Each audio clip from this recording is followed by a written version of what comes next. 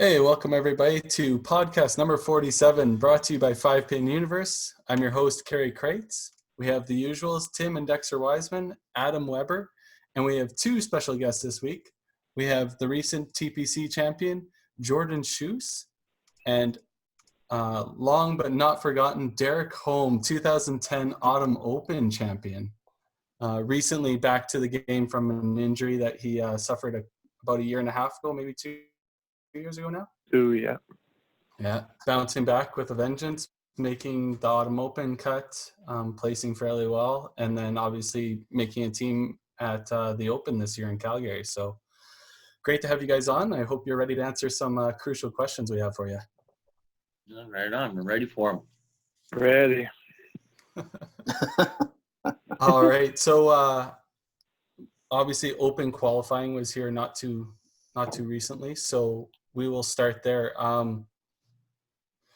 Unfortunately, a couple of us on this podcast could not qualify for our Open teams. What do you guys do differently to prepare to qualify during the Open as compared to playing in a cash tournament or anything like that? Do you make any adjustments, or is it just pretty much the same mentality? Are you talking to the ones that made it or the ones that don't? We will start with the ones that made it. How's that? Okay. My mentality never changes. I mean, it's basically the same scenario. We go out, you have your 8-game qualifying shifts for the cash tournaments.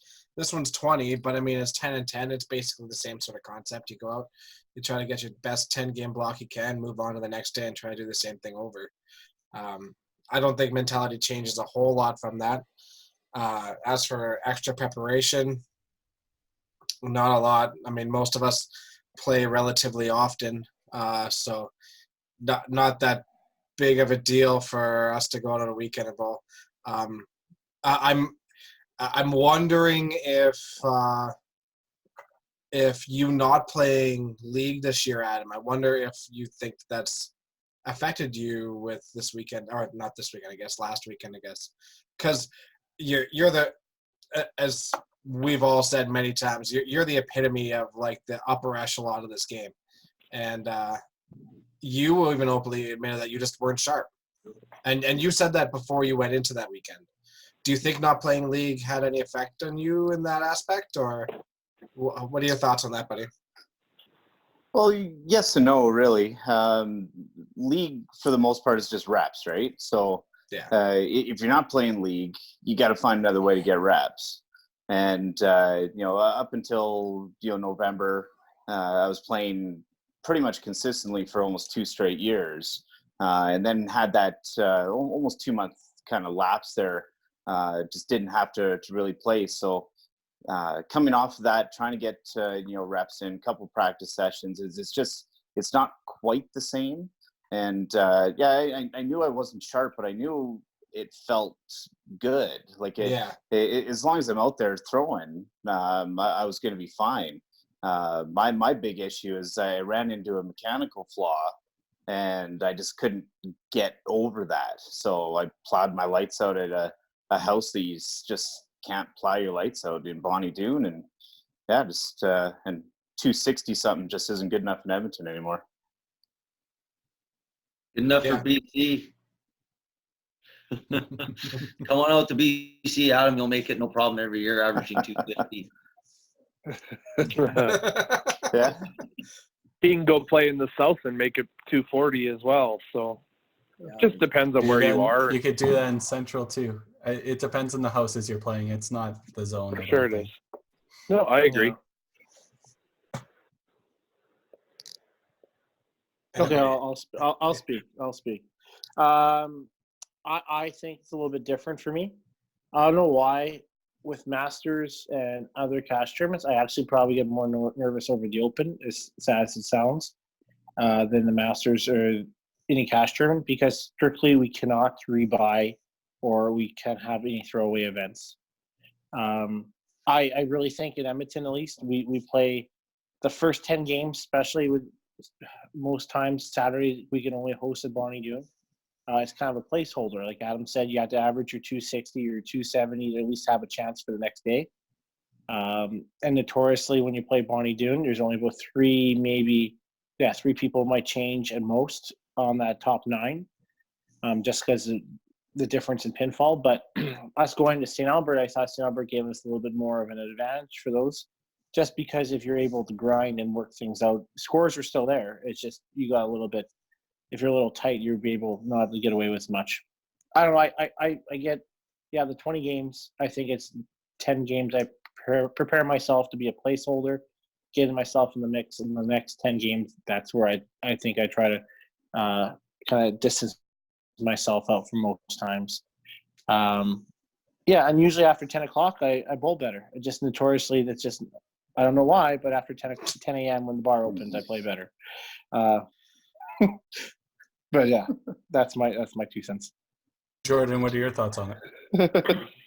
Well, I mean, down here's a little different than where you guys are coming from, because we got 10, 12 usual suspects play, and mentally going in, all right, 240 on the low end, you're going to make the men's team. So your only real big motivation is to play for those top 3 spots. You got Marco and Mike Warren, Marcus Barkowski. I mean, you got some big names there fighting for 3 spots. And for BC to win that open singles, to go to that national event, is actually pretty big, because it's open to only a select few throughout the province. And believe it or not, the last 3-4 years, they've sent different names from not only from BC North, but the Okanagan and from down here in the Lower Mainland. So, it just goes to show you, like a guy like Ian McRitchie, poor soul, he blew a tire and didn't average the cut, and he didn't even make the open provincial team.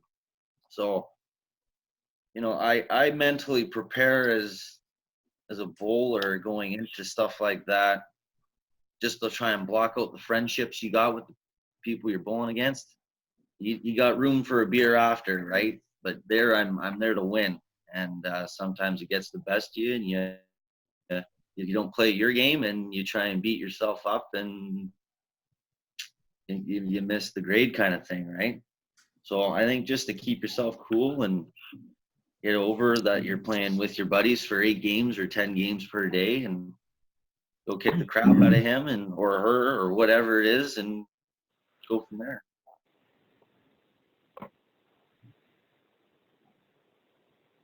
Do you guys play over 2 weekends? There's certain zones that are starting to go over to 2 weekends, only because they don't have the accessibility to a bowling alley on a Saturday afternoon or a Saturday evening, or actually even for Saturday mornings, because of YBC. So I know a couple zones were thinking about it for next year, because Gary Koschuk in Zone 4 has ran it over 2 weekends, and it actually throws a twist into it, because you got a guy like Aaron King. He was sitting off the team, and he showed up the following Sunday, and he bowled lights out to squeeze back onto the men's team. So it just goes to show anything can happen over a given week period, never mind overnight. Yeah, I don't mind that at all, actually. That's great on the proprietor side of things, for sure. It's probably more work for those running the events, but from the proprietor standpoint, that makes a lot of sense, for sure. You played Zone 3 this year. I did. I decided last minute. It was actually one of the tougher decisions I've had to make coming back, because of the fact I didn't play the Open last year. I didn't come out to any cash tournaments, and if I did, I really mentally wasn't there. So, coming back fully, playing 3 leagues, going all out for Masters, trying to go all out for cash tournaments and that.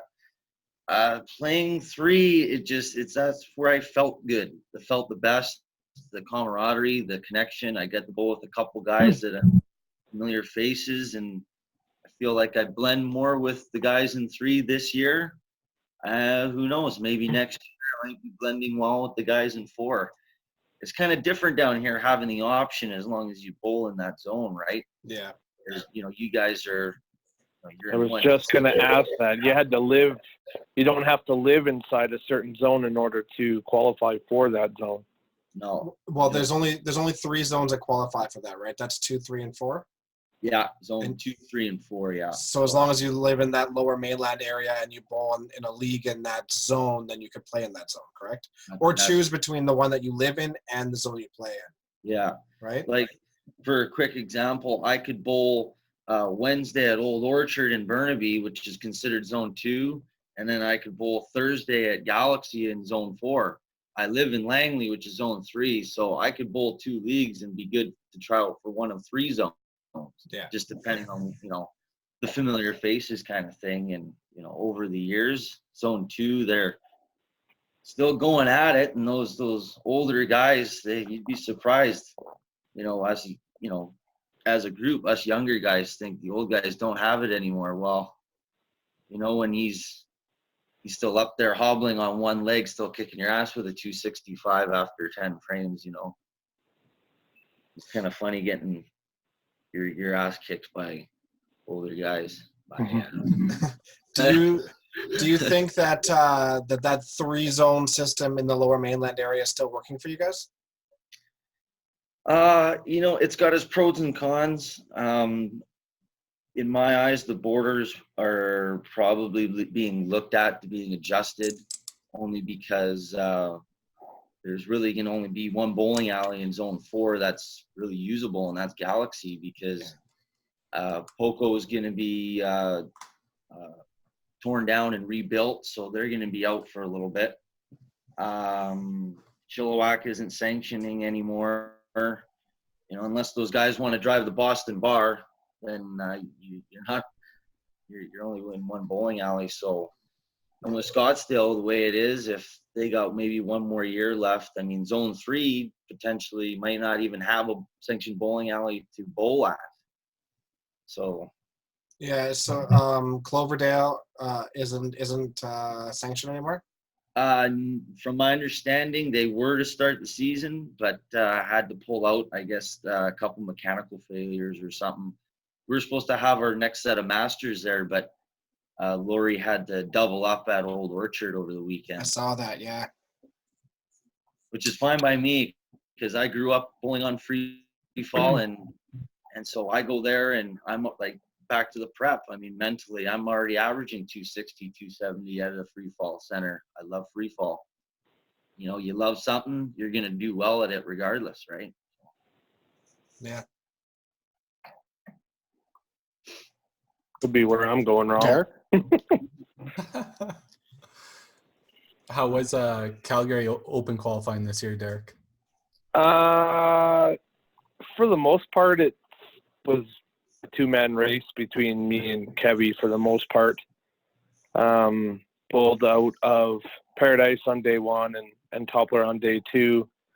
I think Paradise was the easier of the 2 centers based on Autumn Open being there. So you had me personally, I had a little bit of confidence, especially after how I bowled in the Autumn Open going into the first 10 games.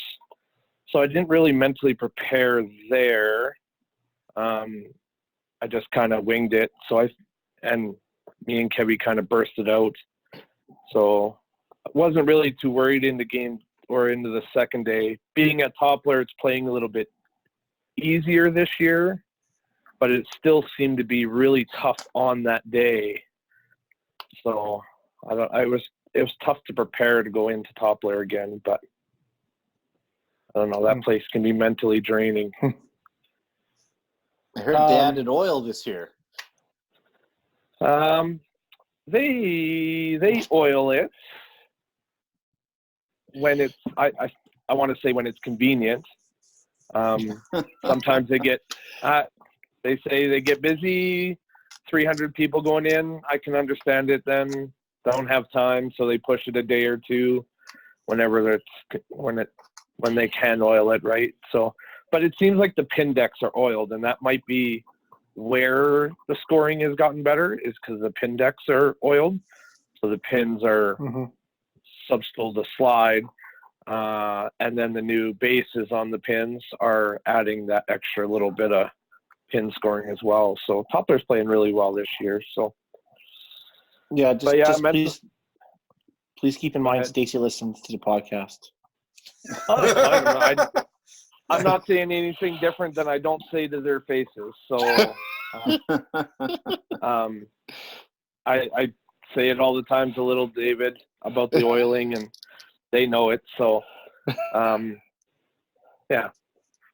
I don't know. It Mentally looks like preparing, I pinfall's don't. been good there. Yeah, it's for a few. It's definitely higher than last year.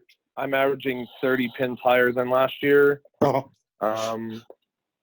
Everybody else seems to be about 15 to 20 higher. So that's big. That's a huge difference. That's big for just mental health, honestly. correct, it is. Averaging 235 last year was degrading. It was stressful. It made me want to quit the game, to be truthful. So it was almost humbling. Almost, Yeah. but it's also you go somewhere and you average 265, 270, and you wonder, what am I doing differently at this house? Mm-hmm. And then you go back there and you throw 900s, and you're like, why? There should be no difference. But yeah, it's playing way better, and it gives you a little bit more confidence going into everywhere because you're actually throwing well. So it gives you that little extra mental boost, which was needed. So Derek, Yeah. I do have to bring this up, and it's not because I want to pick on the guy, but I did hear that somebody threw his bowling balls away at the open trials. They're in the garbage. A toppler. Yes. Somebody picked them out, Yes. though. Mark Miller threw his bowling balls in the garbage, and somebody picked them out. Right. Mark Miller. Yes. I didn't see it happen. I did hear about it. Yeah.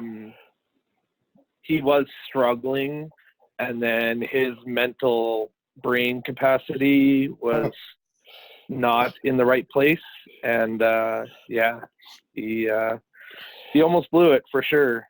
So who picked out the balls? Was it Mike Lacusier? Was that his new set? I don't know. I actually don't know the whole story. So That could have been some easy money on the buy and sell. they're probably on the shelf at Top Layer if somebody picked them out and didn't give them back to him. So Yeah.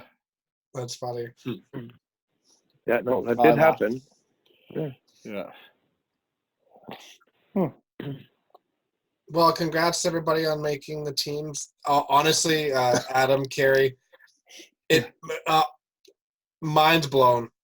But I mean, it just shows how tough this game is, and even two people who are at the absolute upper echelon of this game, it just depends on the weekend, right?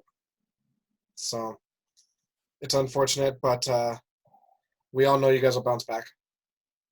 It's one less person I have to worry about, that's for sure. Which one? I'll let you two decide which one. I saw that Max won Quebec again this year. I was gonna message him. It's like, don't have to worry about AW, but Yeah. But, so how are you guys feeling going forward?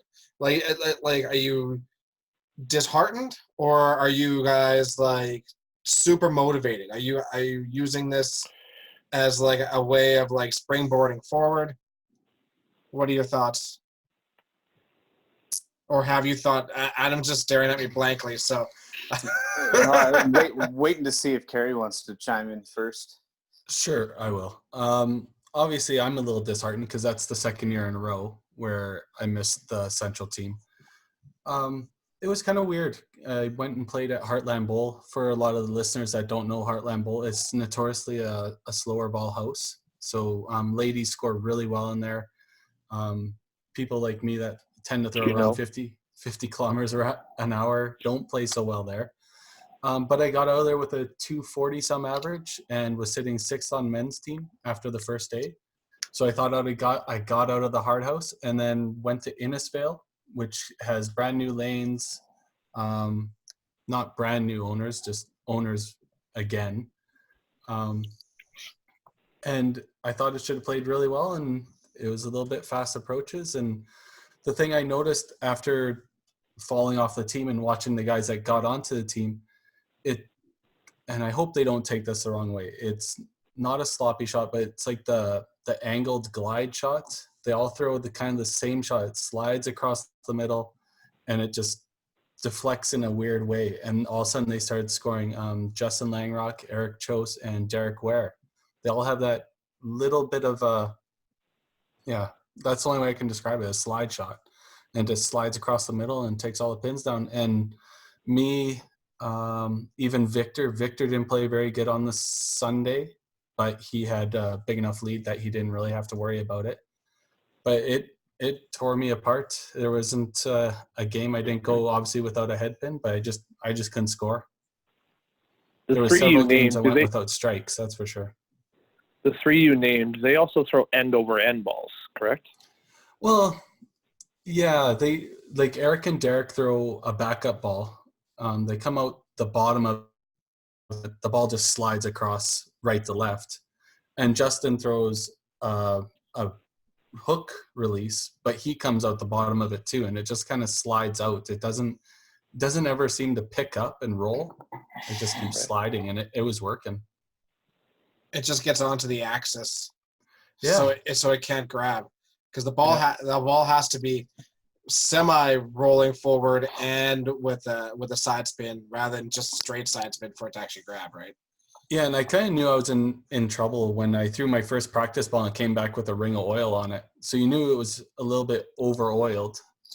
But I deal with that at Heritage every week, and I'm playing decent at Heritage, so it was kind of I don't know, I was caught in the middle of it. I thought over oiled I was going to be fine, but I just couldn't carry the pins. Might have been too much speed, might have been something, or I might have been over revving it. Overthrowing it was obviously a huge possibility. I have a tendency to do that lately, where I get Frustrated.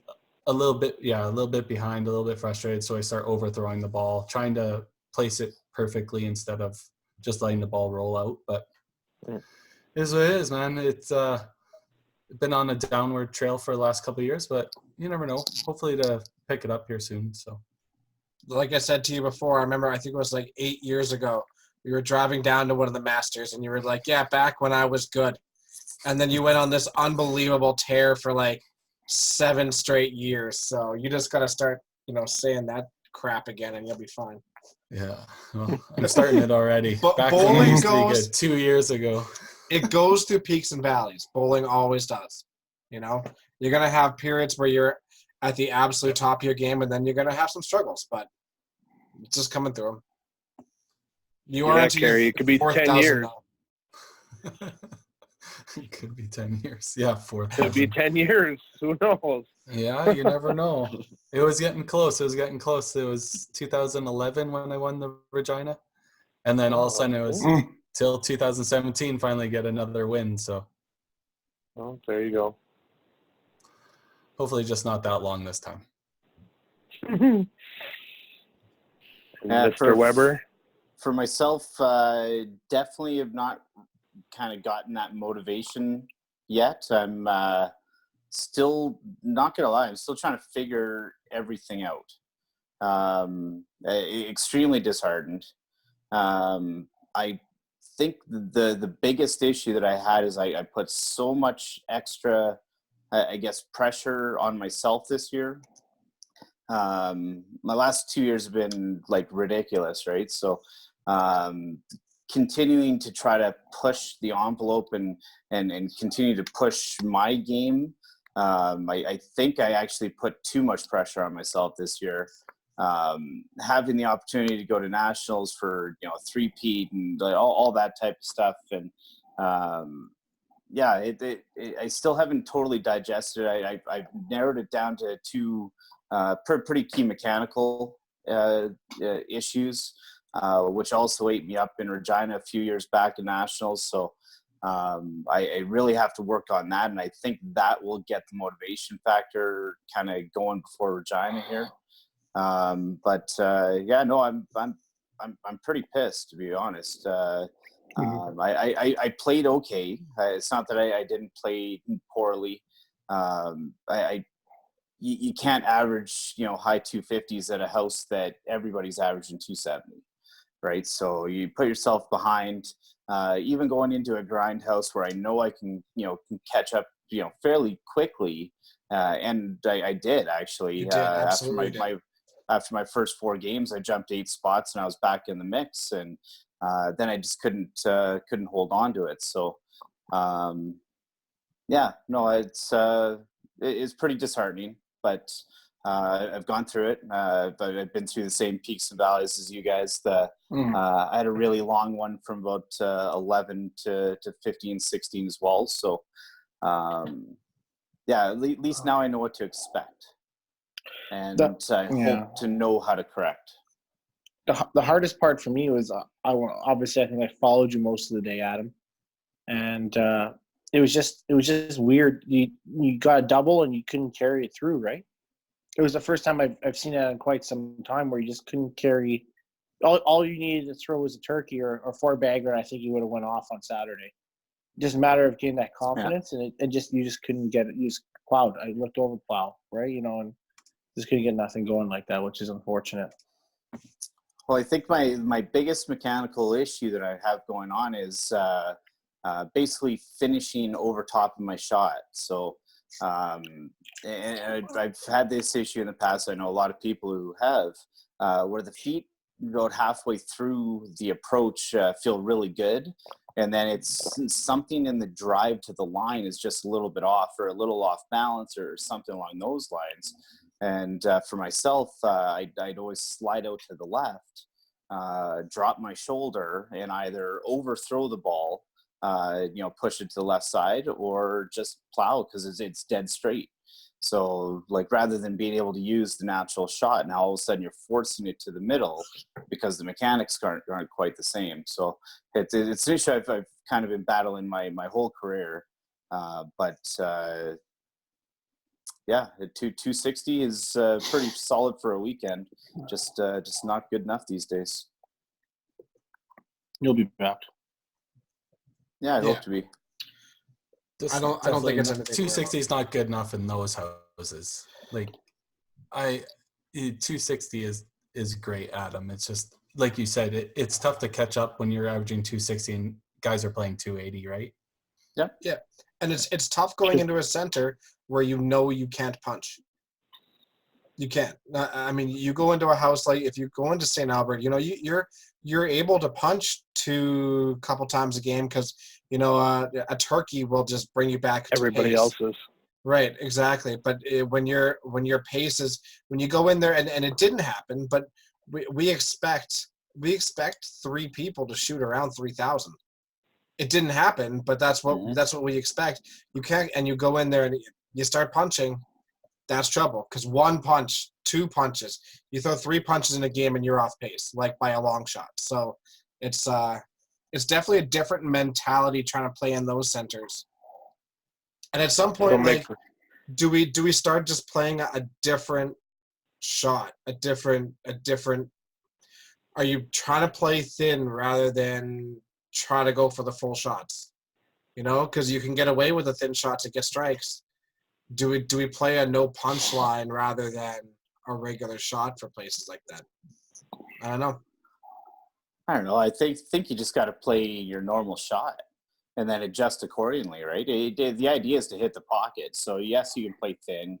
You can play that thick shot. Unfortunately, Bonnie Doon with the 17er setters, I don't think the thick shot is nearly as it doesn't work nearly the same there. No. Right. So the pins it doesn't seem to roll out to the 2 pins nearly as much. So I guess you'd probably rather play thin than thick.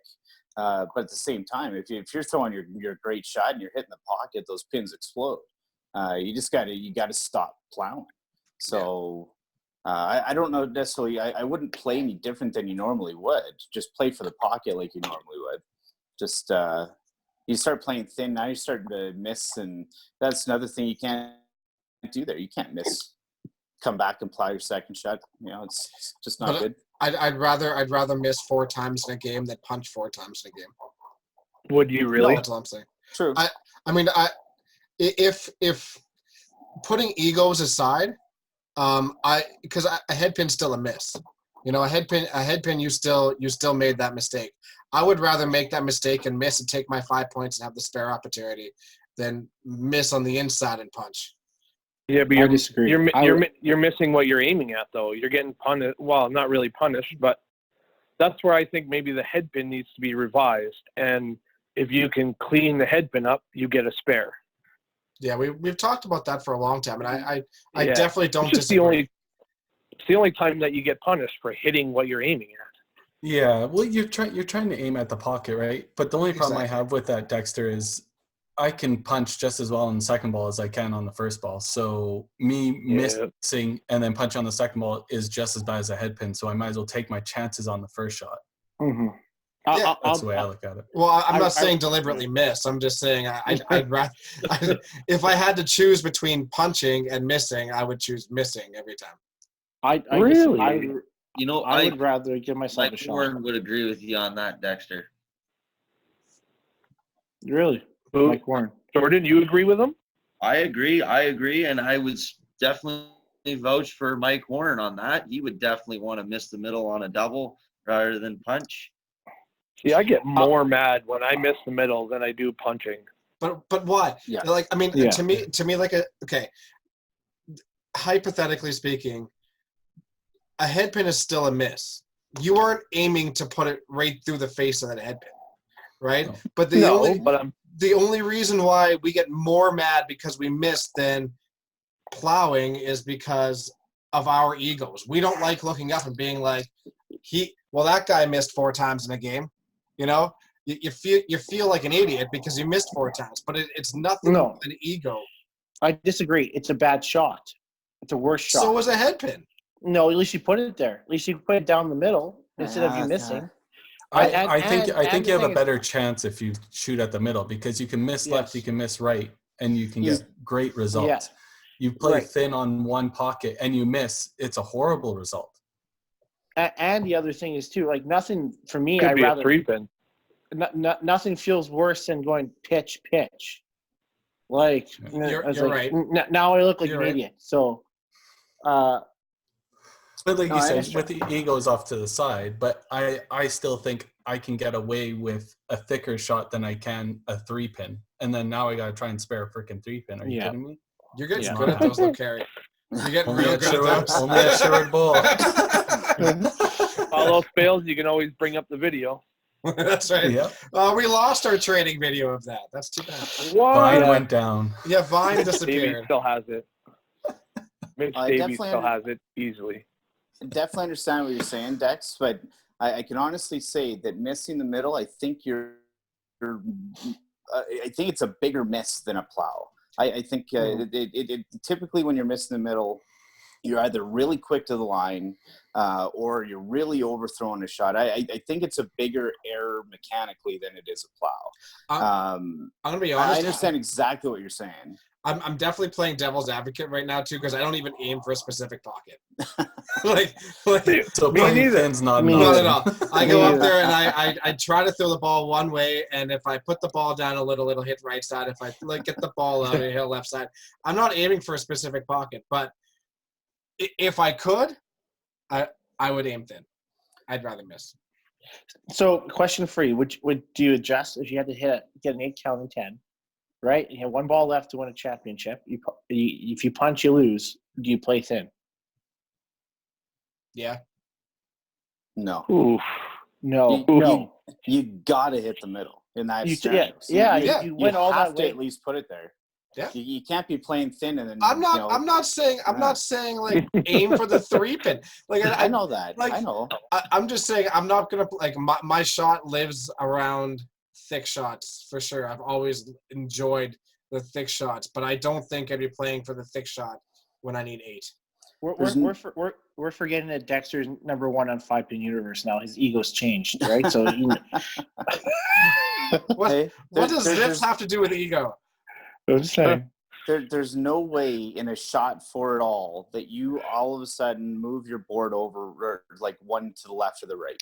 No. There's no way that you change. 0 chance to play thin, play thick. No, 0 chance. You guys have a board you look at? You still looking at the foul line, D? Yeah, man. I close my eyes and throw. That foul line is only for me to walk to something and still close my eyes and throw. So funny thing is, this whole like conversation, when I started retooling my game with Mike Lacusier about 3 years ago, about 4 years ago now, the very first conversation we had is he basically asked, so what's your plan? What's your goal? What do you want to get out of this, right? And my goal was to plow less, right? Find a line that plows left. I used to play from basically but the left arrow of the center, I guess from that type of an angle. Now I'm playing way over from the right and just letting it roll in, just to eliminate the plow basically up the gut, letting the ball do the work, right? So yes, I kind of probably did try to go a bit thinner in that naturally, but try to find a consistent shot, just not the one shot that you need. There's like, okay, well, I can't plow, let's play thin, right? So if you dedicate your new shot to something like that, but I don't know, it's not pretty coincidental to the conversation, but that was the first goal that me and Mike worked on. That's the whole reason why I moved to the right-hand side too. Because I played up the gut for so long, and it just seemed like never-ending punches. So I ended up moving to the right side just to try to alleviate some of that too, and feel comfortable and feel like I'm just, even if you feel like you're punching less, you know, it makes the game so much easier, even if mathematically you're wrong. Even if you're But missing. you could still punch from any angle, though. Oh, for sure you can. Proven. Yeah.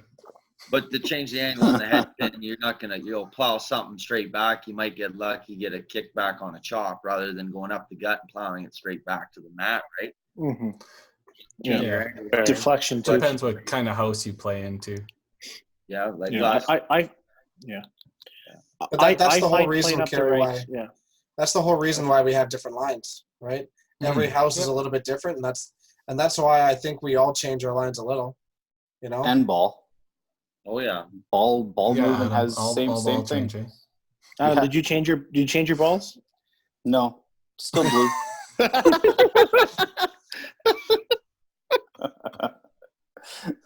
That's the problem, though, right? It's rarely the ball that is different, right? Yes. In my personal opinion, I don't really care what house I'm at, because if I can I'm going to throw that ball to where it works, right? Yes. I just have to figure out what that line is.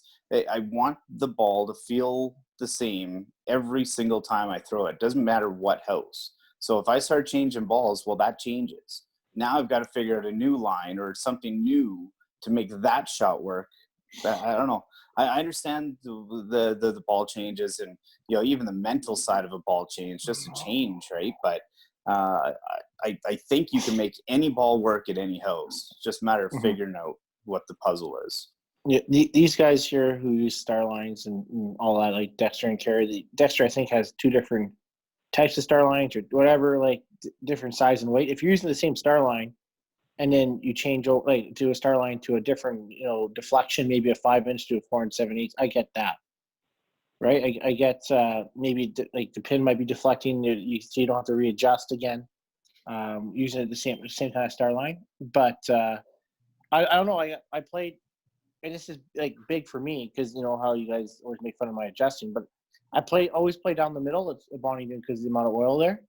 And it wasn't working, so I moved to the far right and started scoring. And in St. Albert, I usually play on the right because it moves a little bit more, and then I had to play on the far left, and it worked. So, So Tim, back in the day, when you were still bowling the Wednesday match league, and I wasn't that year, you played and I didn't.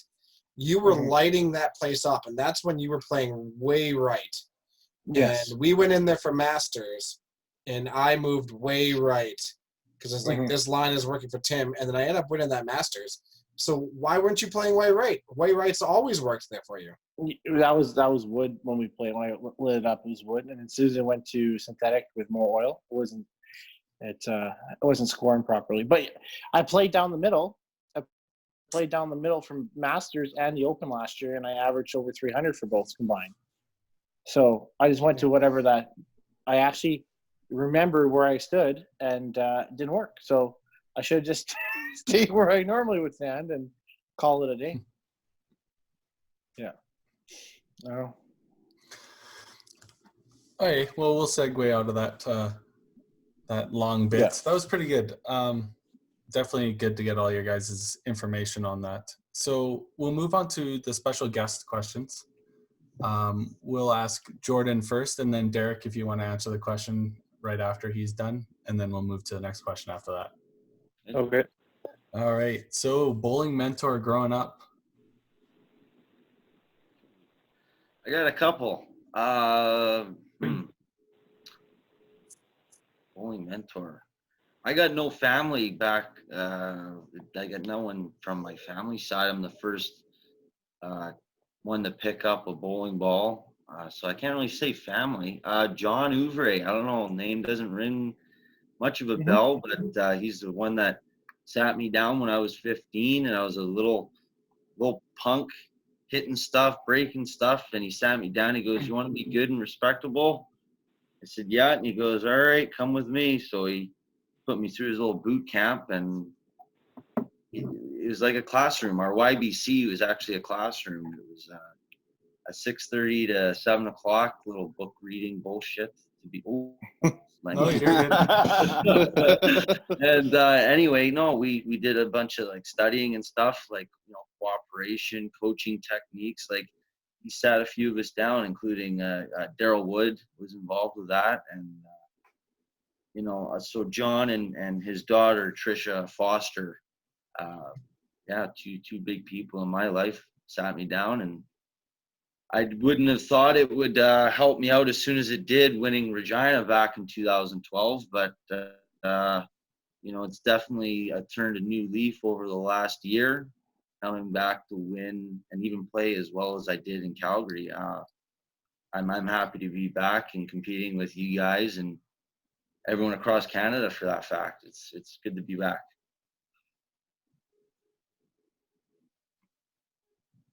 My mentor, well, my whole family bowled, so mom, dad, sister as well.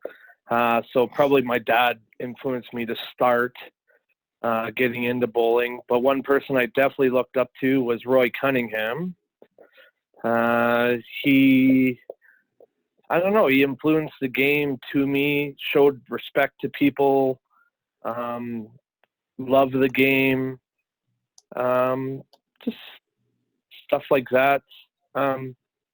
Yeah, other than that, just meeting friends along the way, and yeah, pretty much as you go through, you meet people like Bruce Mortar, idolize him as you're watching him, the way he goes. People like that, you kind of see, you can develop mentors for sure. But I would say Roy Cunningham probably from the beginning. The Chief. Yeah. The Chief, yes. Iconic name in Alberta bowling. So, Man, he was good. Your favorite tournament? Favorite tournament? Well, I don't know, boys. You guys got some good tournaments out there. To me, obviously, was Regina, the Coca-Cola Classic, the year that obviously I won. But I'm liking Red Deer. It's in a good time. I like the format. The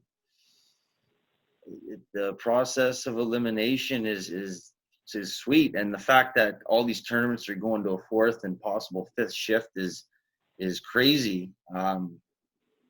I hope somewhere along the line, as a Canadian, as a Canadian whole, to get some sort of flight voucher to get all, like, more people, bring in more people, bring them in, like, you know.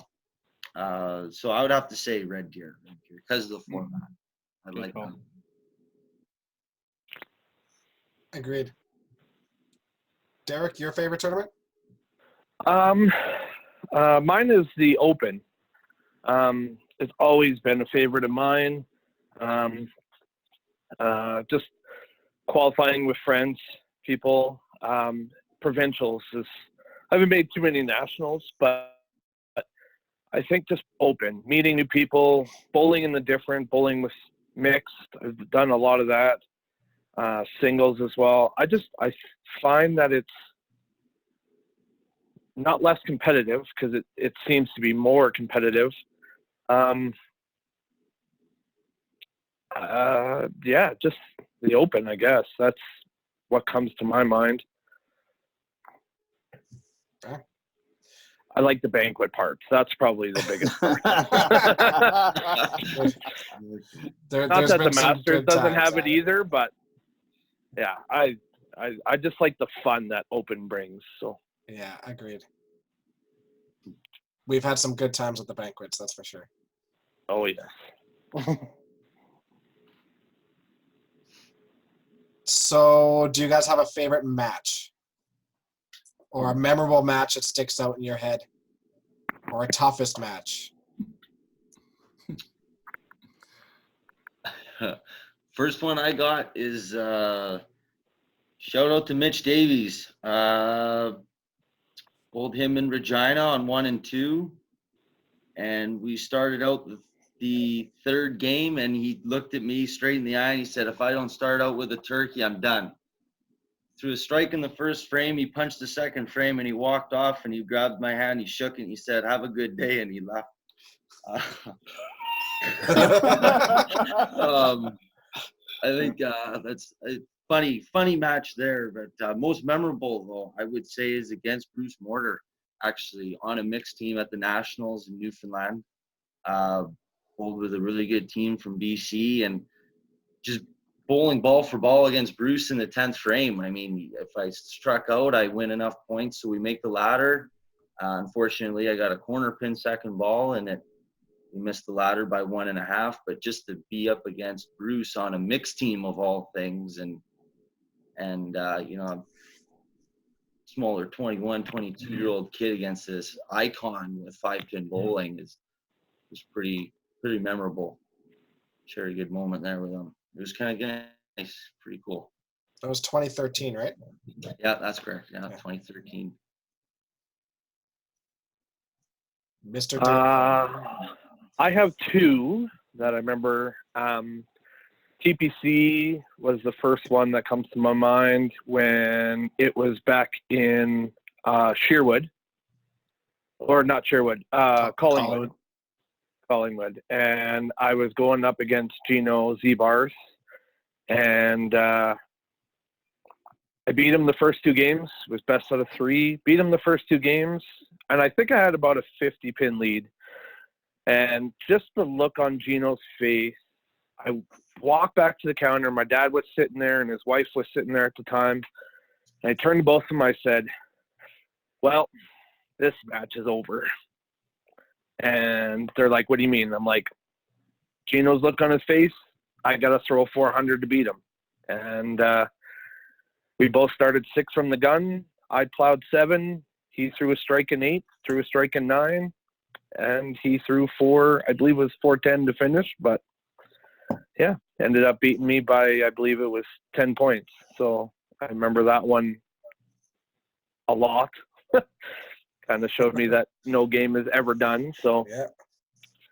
And then my best match ever against Brad Wilton at provincials to go to nationals in Lethbridge. Bearing a split to beat him 6. He has a picture of it. I always forget about it, but he has a picture of it. And I believe it was a 2-game match. I believe the totals were 640 and 620. So it was probably my toughest, closest, funnest match. That was in Lloyd, wasn't it? Oh, Lloyd Minister, yeah. Yeah. Yeah, and he was on absolute fire that entire weekend. That's correct, yeah. And I was over practicing on the far left lane or far right lanes. And and I kept chairing the 3-pin because I was getting a lot of chop-offs that weekend. So I went over, and that's all I was aiming at was the right 3-pin, trying to get that side cleaned up. Daryl Bradley comes over, and he's like, "What are you doing?" And I was like, "I can't spare this side." And he's like, "Okay, well, move half a board this way, throw the same shot. And I ended up throwing one ball. It kicked the right 3-pin, took the deuce, and then it also took the deuce on the left side. And during that second match, that was the split, was the head pin left 3. So I had the right 3-2 and the left deuce, and I ended up sparing it. So Wow. all that practice paid off. So Yeah, that's awesome. Kind of crazy. Yeah. What do you guys have in your arsenal?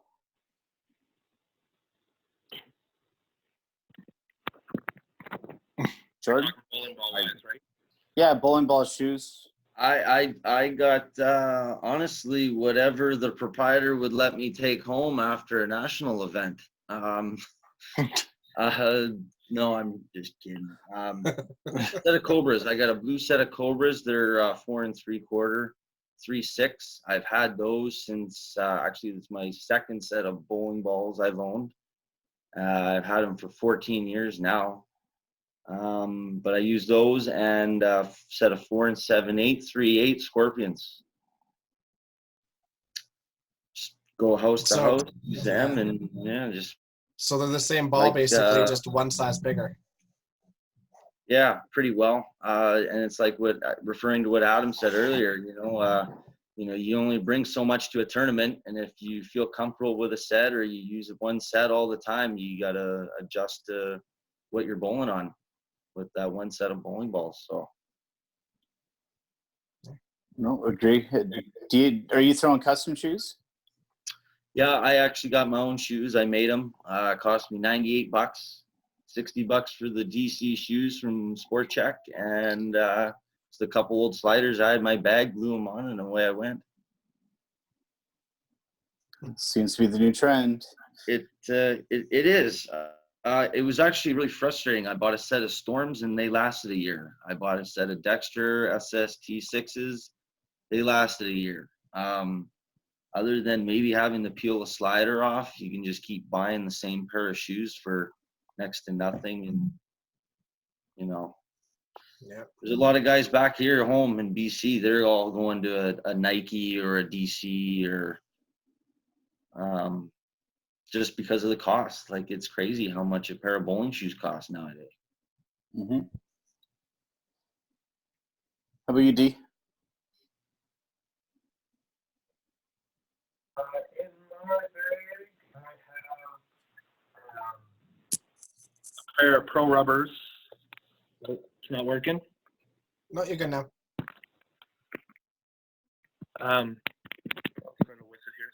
How's that? Good. I have a pair of Pro Rubbers, 4 7/8, 310, which I've had since I was 15 years old, so 25 years. I used those all the way through YBC and after YBC up until 6 years ago, maybe, that I saw everybody using soft rolls, and it seemed to be carrying pins a little bit better. So I bought a set of soft rolls, and I've been using those for the last 6 years. And those are 4 7/8, 3/8 as well. So my shoes are just a pair of Dexter shoes. Found them online. I believe the price of them regularly were like $279 here, and I ended up finding them online for $110. So not overly terrible, but yeah, I do agree that everybody is going to the shoe changeover, but I can see the comfortability factor in that would be really good. Yeah. The only thing that worries me about them is like the Velcro or the slider coming off, because once that happens, you're absolutely screwed. And I've seen it happen once or twice this year with certain people. I don't know whether the glue just didn't set or whatever, but it seems like a majority of people have had like pretty good success with it. But if you do lose that, then you're in real trouble. Yeah, you're going back to your old shoes. It's crazy to me that you throw that 310 as hard and as fast as you did. I mean, that's crazy. Yeah, those. I still throw them every once in a while when I need to get the ball out a little bit more, or if I need the ball to stop moving, because the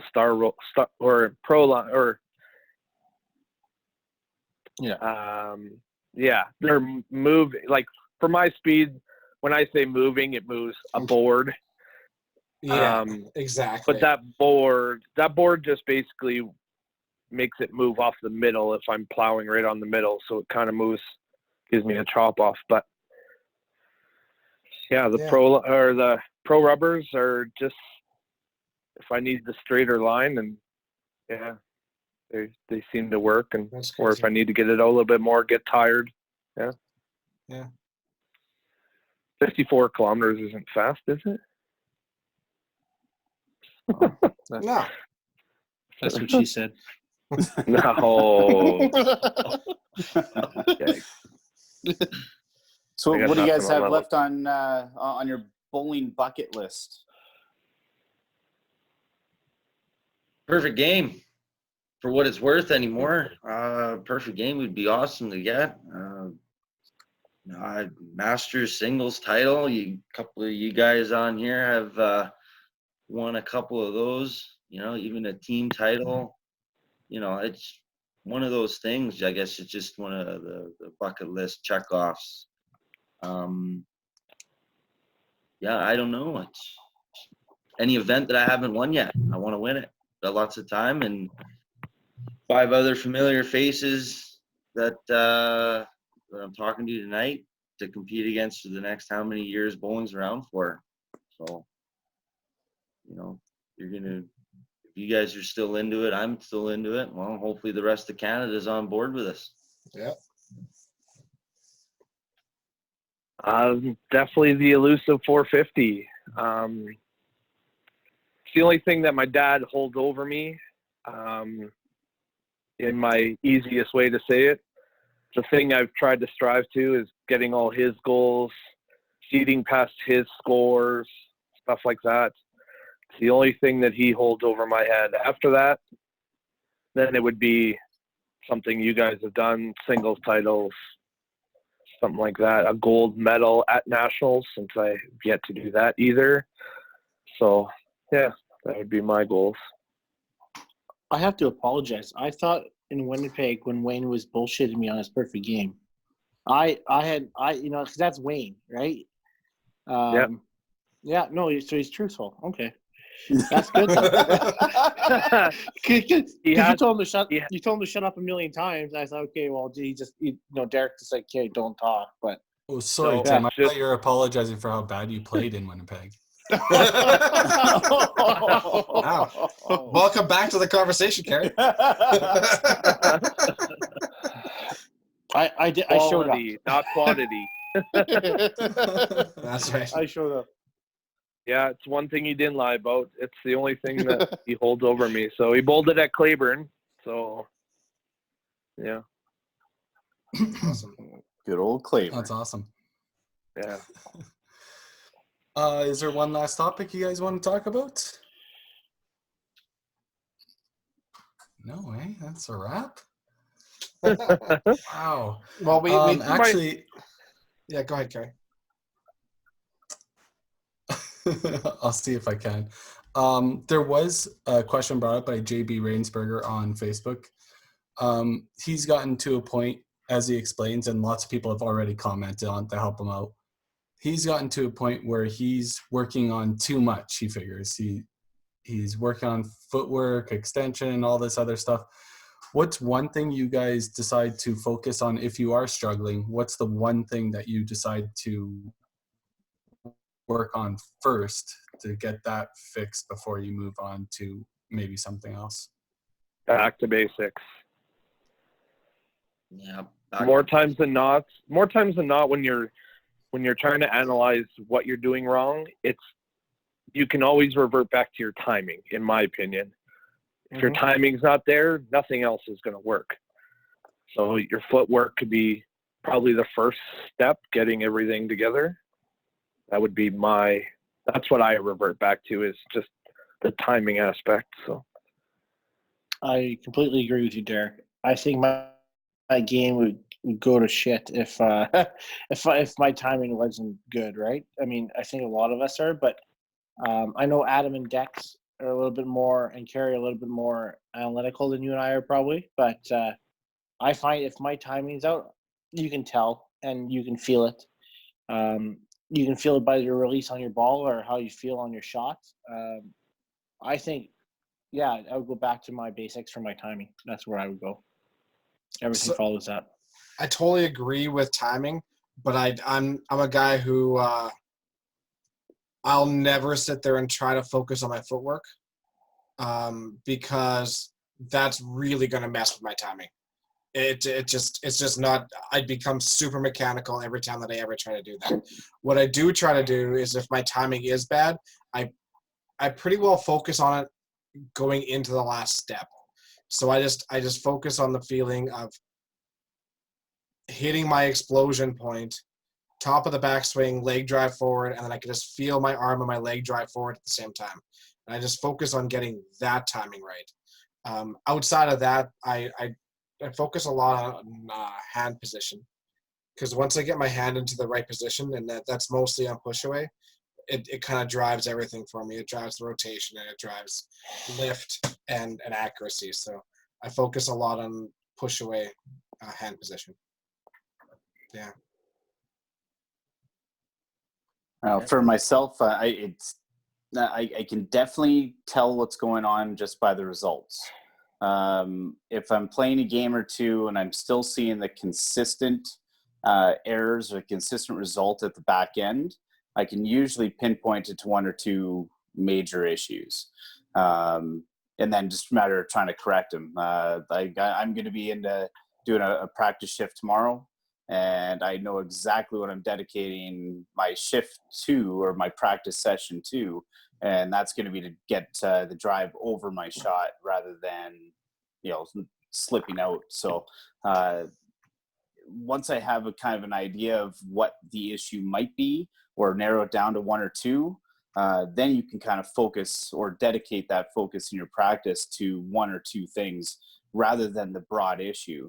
What I think JB's going to have a bigger, a difficult time with is when he's trying to do 5 or 6 things at the same time, he's going to get 2 correct. And then the other 3 or 4 are going to go to the wayside, and the shot's going to be all over the place, right? You got to narrow it down to at least a certain focus in a session. You can't be worrying about 5 or 6 different things, or you're not going to be able to focus on the task at hand. So once you figure out that task, then go to the next step, right? So that's what I plan on doing tomorrow. I think it's great. I saw Tom Patterson say, "Hey, video yourself," because JB has those means. Video yourself and let me look at you. Yeah. I think that's a great resource if he's struggling.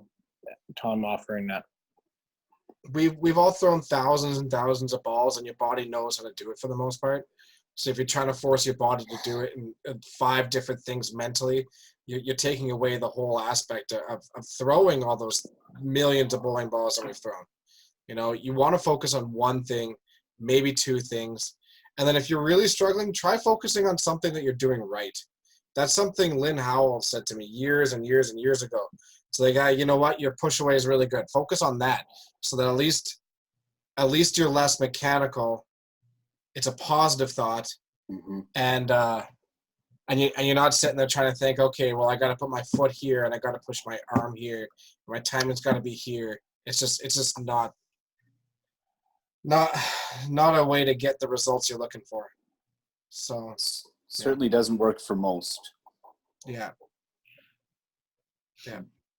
Jordan, what about you, Jordan? It's everything you guys, you're hitting the nail on the head. I mean, as a coach's perspective, start on the approach. Is like you said, is your timing good? If you feel good in the timing, work your way on the lane, get your spot going. If you got to move your spot, move your spot. If you don't feel comfortable, then move. If I'm in a need be situation, I better be mentally there before I'm physically there. If my mental game's not there, then my physical game's gone. Touching back on even Calgary, just the amount of games you bowl on the Sunday and the amount of balls you throw and just the endurance behind the whole game you don't even know it half the time. I mean, Dexter, you could probably vouch getting to that final. I didn't even know. Next thing you know, it's just you. It's just, okay, we're in the final. I'm exhausted. I have no idea what's going on because I just dedicated my game rather than what surrounded me. So as long as you can control that mental drive, then everything kind of just falls into place. Mm-hmm.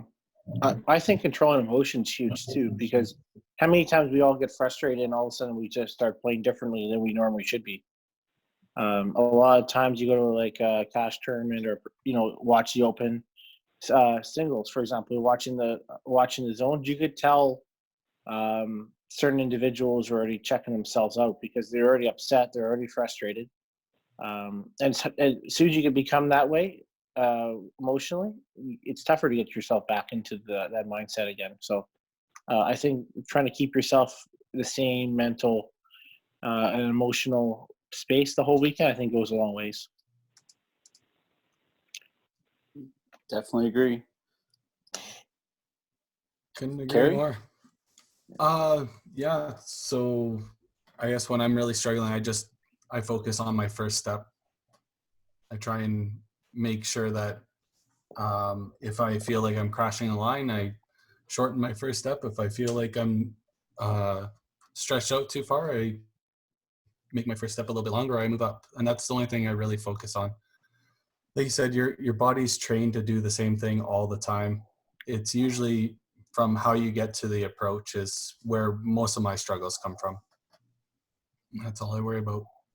So with you, Karie, my question always to you is, with you that has 10 different lines that you do use, how do you focus on each one? So if his question is he's mechanically doing different things, your approach is always the same, but how do you pinpoint each spot that you have when you're changing? Because obviously JB is trying to change these different things as well. What can help him to focus on a certain aspect? Well, really, like, I change my lines a lot. I even change hand positions and will change rotations too. It's just knowing and committing to what I'm going to do before I start my approach. Nothing worse than getting up, and Adam knows this from quite a few years ago when I first told him. Sorry about that. Sometimes when I get to the foul line, it was a foul line decision if I was throwing a backup or a hook up the gut, right? But now, since I play so many different lines all over the place, I make sure I make the commitment before I take that first step. If I'm going to play from the right side with a hook and I'm going to hit the second arrow from the right, I make a commitment that's what I'm going to do. And then if I do all that right and I punch, then I just make a small adjustment off that and small adjustment off that. That is the number one thing. You got to make a commitment to what you're doing. Even though I used to play in the past loosey-goosey where I decided when I got to the foul line what I was going to do. And it worked fairly well. But when you're having bad days, they're real bad days, right? Yeah. Yeah. Make a commitment. The one thing I'll piggyback on that from just watching you from the outside, Karie, is the one thing that you do that most don't is you'll actually go do practice sessions, or you'll dedicate a league night to a particular line to really dedicate 4, 6, 10 games to that feel. So you've got it in the back pocket if and when you do need to do it, right? So you can make that commitment. And I think we talked about this before, even at like the TPC championship. You have one game or maybe even 2 or 3 frames to figure this out.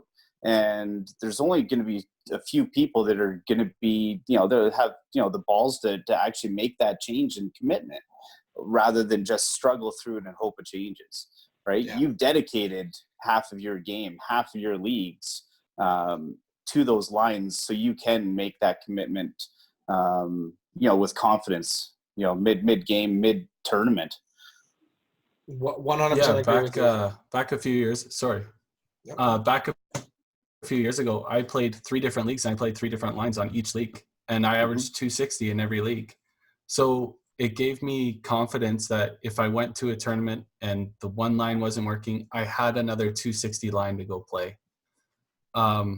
Now it hasn't worked out so much. I've kind of let that go, and I've kind of committed to one specific line, and it's not working out the best for me. So I'm obviously going to be playing a little bit differently here in the next couple months, hopefully before Regina get it figured out. But that's a decision I made when I wanted to find something else that worked, because I didn't trust what I was doing. I was starting to struggle a lot, and I was happy I found something. And I understand for people, it's tough to make a total line and rotation change and stay committed to it, because you have a couple bad nights and there's nothing more that you want to do than just go back to what works. But you're exactly right. It's all about going in and practicing that and making sure you get those reps.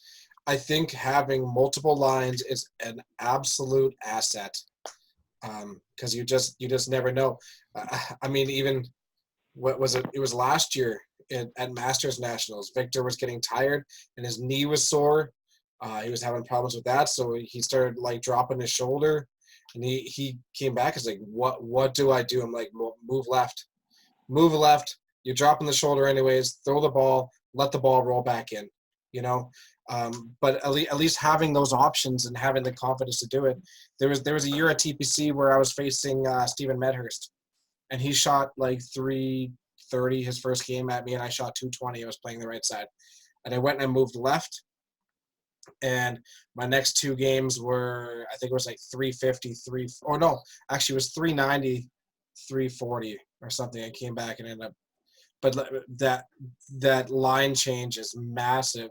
If you're, if you feel like you're throwing a good ball and you're leaving nothing but corners, or you're hitting pocket and you're still not carrying nothing, that line change is a big bonus for sure. But then there's the situation where you run into where there's lines that you can't play in certain places. So if you're far left is your regular line and you go into a bowling alley that have the ball returns a crowd right up to the foul line, well, good luck playing that line, right? So up against a wall or anything like that, right? Exactly, yeah. Having that option to move away from the wall is massive. Yeah, absolutely. Hey, have you noticed it to be a little bit more difficult since more and more of the centers are going to an acrylic versus the wood? Like myself, for example, I always found that if I was making different line changes on wood, the ball would actually react much, much different. Whereas now it doesn't seem to react nearly the same way, and it kind of has that flat hit no matter what once it hits the pins. Yeah, I agree with you, St. Albert. The ball to roll out a little better. As funny as it sounds, I think oiling for houses is bigger, right? True, of course. Yeah, I think with the synthetics, it's just that the oil is, so consistent down the lanes for the most part. With 5-pin, you don't see the oil breakdown as much as you do with 10-pin, right? It just doesn't have the weight behind the bowling ball for it to do it. So it breaks down a little bit more. It absorbs into the lanes. You're going to have spots where you might have more oil. You might have spots where you have less oil. So changing those lines, you might get different reactions based on where you throw it. But it's the synthetic just sits there. You don't see it change all that much.